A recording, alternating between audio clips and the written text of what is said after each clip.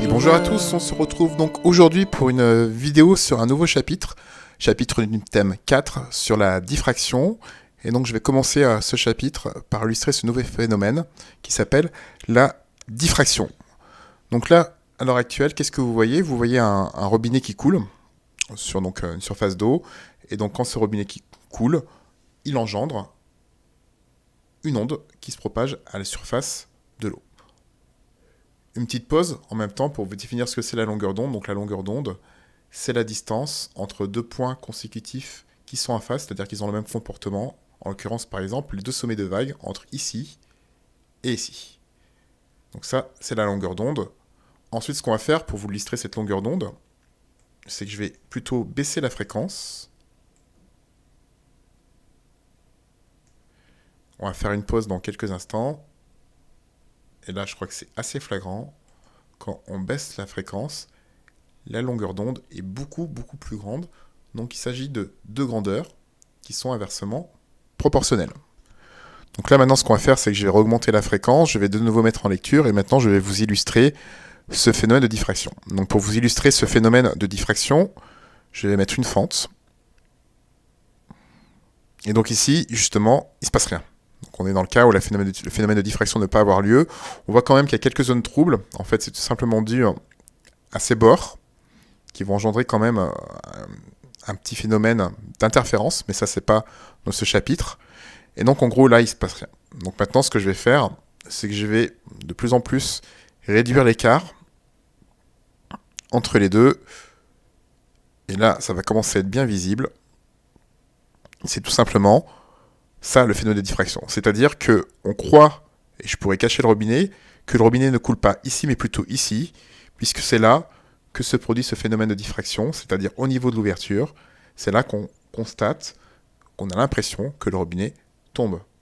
Alors je pourrais m'amuser à reculer l'obstacle.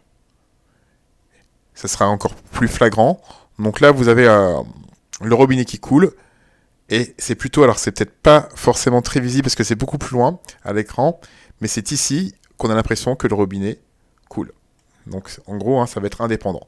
Autre chose qui va être intéressant, je vais remettre la position des fentes à un endroit où c'est plus visible, et on va entendre que ça se stabilise un petit peu pour la simulation. L'autre chose qui est intéressante, c'est que la fréquence, et donc la longueur d'onde, vont rester inchangées. Le phénomène de diffraction ne va pas les modifier.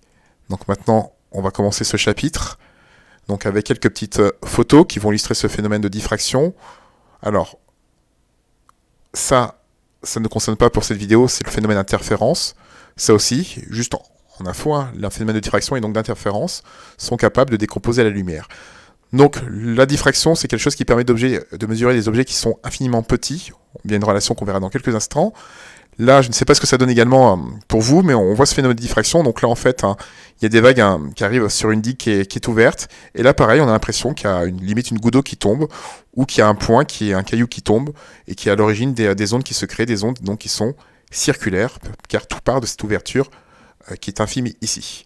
Là, c'est autre chose, c'est plutôt ce qui peut se passer, c'est quelque chose de négatif, le phénomène de diffraction, qu'on peut voir à cause des LED qui seront sur les télescopes, qui vont engendrer ce phénomène.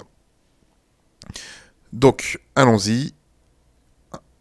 Un titre un petit peu bizarre, donc chapitre D2, numéro 2 du thème 4. Quand une onde A va rencontrer une onde B, justement, qu'est-ce qui va se passer ? Donc là, on va commencer par voir justement le phénomène de diffraction avec une cuve à onde. C'est une cuve qui va générer de l'onde. Donc là, le cas avec une ouverture qui est plutôt faible. Donc là, oui, il va y avoir le phénomène de diffraction. Alors que dans ce cas-là, c'est plutôt flou, il ne se passe pas grand-chose. Donc, qu'est-ce qu'on peut dire du phénomène de diffraction ? En gros, c'est une modification de la direction de propagation, également de répartition de l'onde. Et ce qui est important de comprendre, c'est que ni la fréquence, et donc la longueur d'onde par extension, ne sont modifiées. La fente ou l'obstacle se prend pour une source ponctuelle secondaire, car oui, le phénomène de diffraction va marcher également avec un obstacle à la place de l'ouverture.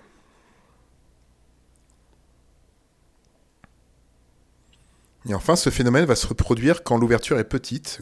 Globalement, pour la chiffrer, il faut que l'ouverture, hein, ou l'obstacle, donc de dimension petit a, soit sensiblement égal à la longueur d'onde, soit largement inférieur. C'est ce que veut dire ce symbole.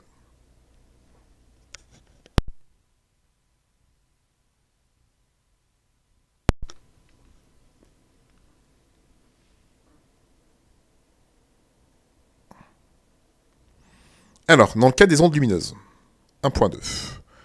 Donc ça, c'est ce dispositif que vous allez utiliser en TP, une source laser, qu'il ne faudra pas regarder bien sûr directement, car très dangereux pour votre vue, une fente ou une fermeture. Alors pour vous, ce sera plutôt un obstacle, hein, style un fil de cuivre,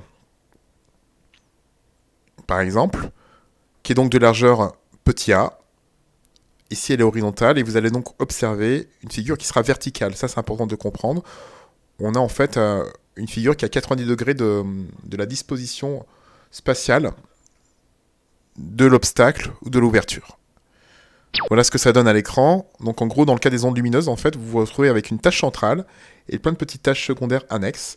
Et donc nous, pour étudier ce phénomène de diffraction, on va s'intéresser à la dimension de ces tâches centrales. Alors pour info, cette tâche centrale, elle est représentée ici, on va l'appeler petit l. Et donc en gros, on va dire que pour commencer à la mesurer, c'est le milieu entre les deux tâches, ce que j'appelle en abus de langage, on va dire le milieu de l'obscurité. Donc ici exactement, jusqu'ici. Donc c'est cette chose-là qu'on peut mesurer directement à la règle ou via un logiciel de traitement de l'image. Donc c'est à peu près de ici à ici. C'est de l'ordre à peu près du centimètre en cours. Hein. C'est pas très très grand. Donc ce que vous allez établir en TP en fait, hein, c'est cette formule-là. On va voir en fait que le diamètre de la tâche centrale que j'ai appelé L ici dépend de la longueur d'onde, dépend de la distance qu'il y a, non pas entre le laser et l'écran, mais entre la fente et l'écran, et dépend également de sa dimension.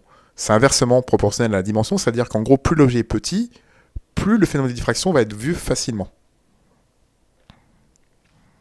Donc voilà pour cette relation qui est quand même à connaître par cœur. On va faire maintenant une petite démonstration. La première chose qu'il va faire, c'est le retour de la trigonométrie. Vous commencez à avoir l'habitude. Donc ici, on va travailler dans ce triangle rectangle qui est là. Donc on voit là un, voilà l'autre, et voilà ici. Donc le côté, l'angle qui est étudié s'appelle θ, c'est celui-là. Donc cet angle de demi-ouverture, quelque part, puisqu'il part du milieu de la tâche centrale jusqu'à sa fin. Et donc, je rappelle que la tangente, c'est côté opposé sur côté adjacent. Donc le côté opposé, quelque part, c'est L sur 2. Et le côté adjacent, c'est D. Donc voilà ce qu'on va voir par trigonométrie. Ce que vous avez appris aussi récemment, c'est qu'on peut dire que la tangente θ, c'est θ, si l'angle est petit est exprimé en radian, c'est-à-dire qu'on peut ignorer la tangente. Et donc on va arriver à cette relation que θ est égal à L sur 2D. De notre côté, sur le coup, donc, L sur 2 lambda dA qu'on a établi en TP, on va juste faire passer le 2D de l'autre côté, donc je vous rappelle qu'un fois en passant de l'autre côté va devenir un divisé, et on va arriver à cette relation numéro 2. Sur le coup, on va avoir quelque chose qui est exprimé de la même manière, puisqu'on voit que L sur 2D, c'est égal à θ d'un côté, mais c'est égal de l'autre côté à lambda sur A. Donc je vais égaliser les deux expressions, et on vient cette relation qui est à connaître par cœur également, c'est-à-dire que l'angle de demi-ouverture est égal finalement à lambda divisé par A. Donc les deux sont en mètres, on obtient quelque chose en radians. Au passage, ça veut dire que les radians, c'est quelque chose sans unité, parce que finalement, on divise des mètres par des mètres. Donc deuxième relation à connaître par cœur, c'est celle-ci. Donc là, c'est une sorte de mini-démonstration qu'il faut maîtriser. Il faut connaître quand même cette relation. Il faut ensuite savoir utiliser sa trigo, savoir faire l'approximation que tangente θ, c'est θ dans le cas d'angle petit, ce qui est parfaitement le cas ici. Donc ne vous en faites pas pour l'approximation qui en fait n'en est pas une. Et donc sur le coup, il y a même ici égal, θ sera égal à lambda divisé par A. Donc deuxième formule à savoir établir et à connaître. Alors quelques petites remarques, juste pour savoir que ce phénomène de diffraction peut aussi avoir lieu avec un trou. Ce que j'ai dit, si on a un fil vertical, on va avoir une figure horizontale, et vice-versa. Donc voilà ce qu'on observe avec un trou. Vous voyez que on a ce phénomène de diffraction, mais qui est vu différemment. Et qu'en fait, l'intérêt de la diffraction, c'est que ça permet de mesurer des objets qui sont microscopiques. Et même avec des rayons X, ce phénomène de diffraction va avoir lieu, ça permet d'analyser la structure des cristaux. Donc c'est un phénomène qui est bien pratique. Puisqu'en effet, pour mesurer des objets, on va se servir de cette relation-là. Et cette fois-ci, l'inconnu, c'est-à-dire on pourra le mesurer, ça, ce sont des données qu'on aura, et cette fois-ci, l'inconnu sera petit a. Donc c'est bien pratique. Un exemple également de ce phénomène de diffraction, c'est ce qu'on peut observer avec un télescope. Donc en fait, vous avez des sortes de petits filaments qui maintiennent la lentille, qui s'appelle donc ici les aigrettes. Et voilà ce qu'on peut obtenir en figure. Donc voici les réponses pour les figures de diffraction. Donc là, à chaque fois, c'est le système d'aigrettes que nous observons. Donc dans ce premier cas, vous avez donc des aigrettes à 3 branches, et on va se retrouver avec une figure de diffraction à 6 branches. Pourquoi ?